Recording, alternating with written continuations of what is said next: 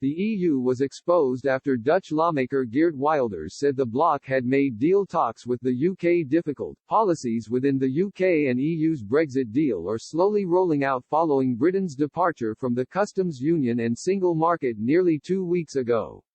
Some teething problems have surfaced as the pair get to grips with their new relationship, having been wedded for 47 years.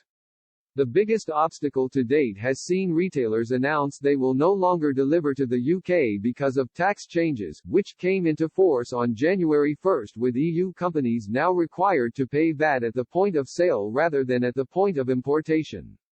It means those businesses sending goods to the UK will have to register for UK VAT and account for it to HMRC if the sale value is less than €150, £135, ensuring goods from EU and non-EU countries are treated in the same way as UK businesses.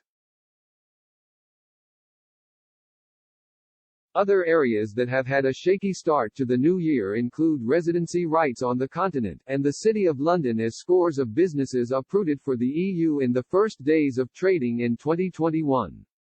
The deal was the result of an 11th-hour agreement on Christmas Eve after weeks of eyeballing.